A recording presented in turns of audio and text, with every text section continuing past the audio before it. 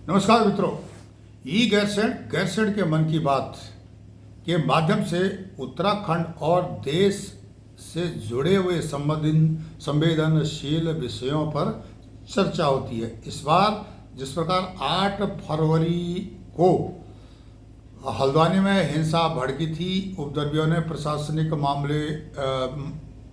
अमले पर पथराव किया था और वाहनों को जलाने के लिए बनभूलपुरा हल्द्वानी पुलिस थाने को भी अपना निशाना बनाया था। यह आपने सोशल मीडिया के माध्यम से, दूसरे माध्यमों से सुना होगा और इस पर सोचने के लिए आपको भी मजबूर होना पड़ा कि किस प्रकार उत्तराखंड जैसा शांत राज्य इसकी जद में आ गया। क्या इसके पीछे कोई धार्मिक भावना थी या कट्टरपंथ था या अंतर्राष्ट्रीय साजिश थी या चुनाव आ रहे हैं इसको निशाना बना करके यह प्रायोजित कार्यक्रम था। इस पर अनेक शक लोगों के हो रहे थे। वास्तविकता बहुत दूर है। चाहे आप समझो तो बेहतर है और ना समझो तो आपकी मर्जी है, लेकिन जो सच्चाई है उसको समझने में आपको आना पड़ेगा आगे, और सच्चाई को सच्चाई बोलो तो वो सही रहेगा।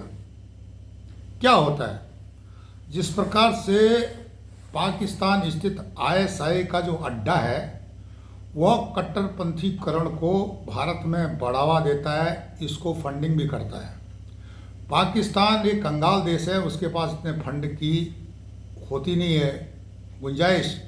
तो क्या होता है कि उसको इस उल्टे सीधे काम के लिए चीन सपोर्ट करता है। चीन के लिए सबसे बड़ा खतरा भारत है। अब जॉर्ज सोरोस है जो कि एक अमेरिकी बिलियनर है, उसके भी ये बार बार बयान आते रहते हैं कि भारत में जो मोदी की सरकार है इसको हमने पलटना है और दूसरी सरकार को लाना है, क्योंकि उसकी भी बहुत बड़ी दुकान चलती है अंतर्राष्ट्रीय स्तर पर।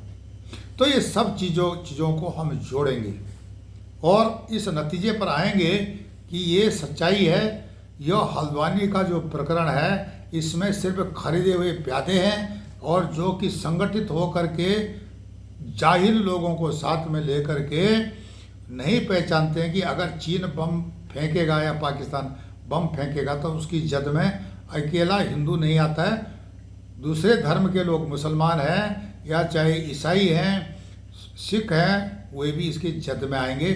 तो ऐसे काम मत करो जिससे कि तुम्हारे देश को नुकसान उठाना पड़े। अब आपको हम बताएंगे किस प्रकार से इस प्रकरण, हल्द्वानी प्रकरण के पीछे अंतर्राष्ट्रीय साजिश जुड़ी हुई है। टुकड़ों टुकड़ों में बताएंगे, पहले आप उनको समझो, उसके बाद इसका कंक्लूजन निकालेंगे क्यों ऐसा हुआ।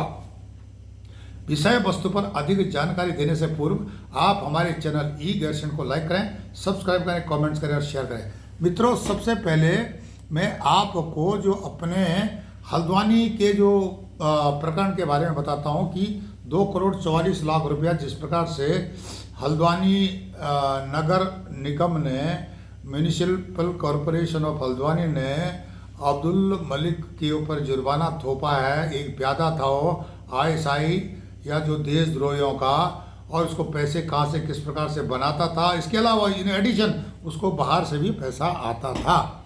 अगर बाहर की जो एजेंसियां इस पर मुहर लगाती हैं तो भारत की एजेंसियों को भी इस पर ध्यान देना पड़ेगा, चाहे जो बैंकिंग के माध्यम से हो, खाता किस प्रकार खोला, किसने खोला, कितना पैसा आया, ये सारी डिटेल होती है, कहाँ से आया ये सारी डिटेल होती है। और अगर डायरेक्ट पैसा नहीं डाला जाता है तो हवाला से पैसा दिया जाता है और इसकी जो संस्था को फंडिंग किया जाता है, इत्यादि बहुत सारे तरीके इनकी NGOs हैं, ये सारी चीज़ें हैं। काफ़ी को तो ताला लग चुका है, पर लेकिन काफ़ी अभी भी ग्राउंड में PFI के लिए काम करती है। इस विषय पर कभी और, लेकिन यहाँ पर ये जो नेटवर्क है किस प्रकार एक दूसरे से जुड़ा हुआ है। हल्द्वानी जैसे दंगे भारत में और भी होंगे। इसके अलावा उत्तराखंड में जो छोटे टाउन हैं वो भी छोटे छोटे हल्द्वानी बनने वाले हैं। वहाँ पर टारगेट किलिंग होगी। और जिस प्रकार से हल्द्वानी दंगों के बाद अराजक तत्व बाकी शहरों में न भाग करके पहाड़ों की ओर भी भागे हैं, बाकी शहरों में भी भागे वो लोग, लेकिन जो पहाड़ की तरफ भागे हैं उन पर अगर पहाड़ में बैठी हुई पुलिस, एलआईयू या वहाँ के प्रशासनिक अधिकारी, जनप्रतिनिधि नज़र नहीं रखते हैं तो उनकी बहुत बड़ी भूल होगी, क्योंकि इसके पीछे वेस्टर्न थिएटर कमांड है। वेस्टर्न थिएटर कमांड किसकी? चीन की। चीन की वेस्टर्न थिएटर कमांड। इसकी जब स्थापना हुई, क्या हुई, इसके बारे में कभी और बताएंगे। मतलब मोटे मोटे तौर पर समझ लो, इस कमांड की स्थापना चीन ने 1 फरवरी 2016 को की थी। इसको देखते हुए हमारे तत्कालीन जो है सीडीएस बिपिन रावत, जनरल बिपिन रावत साहब ने भी जो है इस प्रकार के जो विचार रखे थे देश के सामने पर, लेकिन इसमें काफ़ी डिबेट करने के बाद थिएटर कमांड की जो मांग थी वो पास हुई। बशर्ते हमारे जो एक लायक जनरल थे देश के, जो एक योग्य सीडीएस बिपिन रावत साहब थे, उनका अनेक परिस्थितियों में देहांत हो गया। उसके पीछे भी संशय है। इसके लिए विदेशी ताकतों का कितना हाथ था और घर के दुश्मन कितने से जुड़े हुए थे, यह भी विषय अलग है। वेस्टर्न थिएटर कमांड चीन की कैसे बनी? एयरफोर्स, नेवी, आर्मी और उससे जुड़े हुए चीन के जो गुप्तचर टूल्स हैं उनके माध्यम से यह काम करती। उसी प्रकार भारत भी अपना यह कार्यक्रम आगे बढ़ा रहा था और इस पर सहमति हो गई है, काम चल रहा है। वर्तमान सीडीएस अनिल चौहान जी बखूबी के साथ अपनी योग्यता को दिखाते हुए पूरा इस पर काम कर रहे हैं। देश की सुरक्षा आज अच्छे लोगों के हाथों में है, जो कि सेना और सुरक्षा बलों का साथ दे रहे हैं। इसके लिए हम उन विचारधाराओं वाले लोगों का, जो कि इस विचारधारा को, राष्ट्रवादी विचारधारा को समर्थन करते हैं, उनका भी योगदान मानते हैं। चाहे वह किसी भी रूप में हो, सोशल मीडिया में हो या मैन टू मैन इंटरेक्शन में हो, पब्लिक ओपिनियन को चेंज करने के उसमें उद्देश्य से हो, यह सब उनका भी काम है। जिस कारण कि यहाँ पर राष्ट्र विरोधी ताकतें डिफीट हो रही हैं, मार खा रही हैं। वेस्टर्न थिएटर कमांड चीन के, उसके आधार पर अब उसका बहुत बड़ा रोल है। इसमें क्या है कि इसके अधिकार क्षेत्र में, वेस्टर्न थिएटर कमांड के अधिकार क्षेत्र में शिंजियांग, तिब्बत, गांसू, निंजिया, किंगई, जिजियांग, शानक्षी, यूनान और चोंगकिंग शामिल हैं, जो चीन के जानकार लोग हैं, इस पर अच्छी तरह से जानते हैं। और इस प्रकार से वहाँ पर जो है उस समय जो है 2021 में कमांडर जनरल वांग हेजियांग थे। अब इनके कमांडर बदली होते रहते हैं, अंदर की बात चलती रहती है। इसके राजनीतिक कमिश्नर होते हैं इनके जनरल फेंगबियांग, इसमें से जनरल फेंगबियांग भी थे। तो इनकी बदली होती रहती है ज़रूरत के हिसाब से। अब चीन का जो विषय है वो अलग है, वेस्टर्न थिएटर कमांड हो या उसकी ईस्टर्न थिएटर कमांड हो। भारत की जो है थिएटर कमांड अब आने वाले समय में इसी तर्ज पर काम करेगी। एयरफोर्स, आर्मी, नेवी और जो उससे जुड़े हुए असैनिक जो तंत्र हैं, उनका एक संगठित सुरक्षा कवच बनने के बाद जो देश के दुश्मन भारत पर बुरी नज़र नहीं लगा के बैठेंगे। और इसमें क्या होता है कि एक पांचवी ताकत होती है इंटरनल, जो अंदर के दुश्मन, आस्तीन के सांप, ये भी भारत को तोड़ने के लिए अपनी अहम भूमिका में रहते हैं। हल्द्वानी इसका जीता जागता उदाहरण है। इस तरह से पता नहीं कितने हल्द्वानी और बनेंगे, आने वाले समय में बताया जाएगा। कट्टरपंथीकरण को इसकी जो है ये जो है कट्टरपंथीकरण को इसका टूल किट है और इसमें कई नेता, मौलवी, एनजीओज जुड़े हुए हैं, फाइनेंस का मैनेज करने वाले जुड़े हुए हैं, हथियार का मैनेज करने वाले जुड़े हुए हैं, पब्लिक ओपिनियन को चेंज करने वाले जुड़े हुए हैं। सबवर्जन, भ्रमित करना, प्रोपेगेंडा, अफवाह फैलाना, सबटेशन मतलब तोड़फोड़ करना, ये सब एक मतलब ड्रिल है, जिसको बोलते हैं ड्रिल, जो सैनिक भाषा में इसको ड्रिल बोलते हैं। और यह ड्रिल जो है अपनी कार्रवाई करती है देश को तोड़ने के लिए। यह भी एक दुश्मन की फोर्स होती है।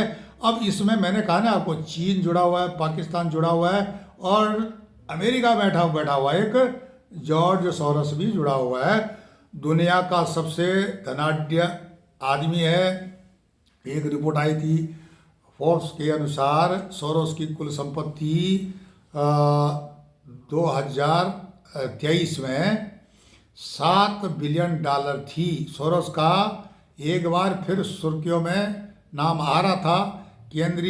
उस समय क्या हुआ था, केंद्रीय मंत्री स्मृति ईरानी ने कांग्रेस नेता राहुल गांधी के अमेरिका दौरे पर सवाल उठाया था किस प्रकार राजनीतिक पार्टियां देशद्रोहियों से जुड़ी हुई हैं, व्यापारियों से जुड़ी हुई हैं जो कि भारत का पैसा लूटते हैं। उन्होंने उसी दिन एक प्रेस कॉन्फ्रेंस ली थी और पूछा था कि राहुल गांधी की यात्रा के दौरान उनके साथ जॉर्ज सोरोस से जुड़े लोग क्यों थे, ये सवाल उठा था। अब सीधा सवाल है कि जॉर्ज सोरोस भारत विरोधी है, मोदी सरकार को गिराना चाहता है। उसने साफ बोला है अरबपति George Soros Bharatiya Janata party से बहुत चिढ़ता है और इस पर जो है अखबारों में उस समय सुर्खियां काफ़ी बटोरी गई थी।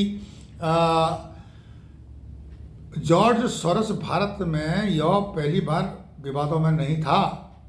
पिछले साल इससे पहले अडानी के मुद्दे पर मोदी सरकार पर टिप्पणी कर यह विवादों में आए थे। आखिर जॉर्ज सोरोस है कौन, अमेरिका में बैठा हुआ है, उसका विवादों से क्या लेना देना भाई। उन्होंने अपनी संपत्ति कैसे प्राप्त की और किस प्रकार दुनिया का ये बहुत जो महान कलाकार बन गया।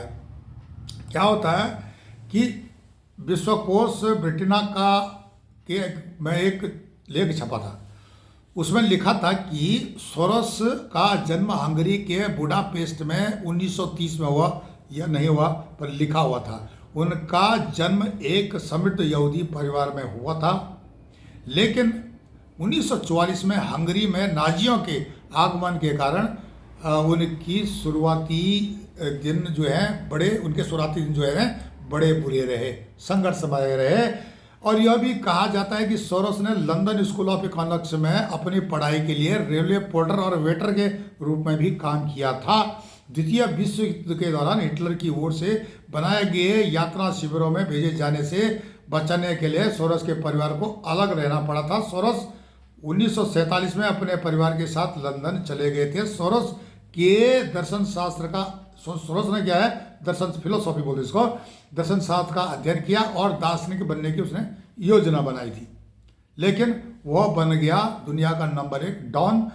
सोरोस ने अपना फंड बनाने से पहले लंदन मर्चेंट बैंक में काम किया। सोरोस ने 1956 में न्यूयॉर्क शहर चले गए जहां उन्होंने यूरोपीय विभूतियों का विश्लेषण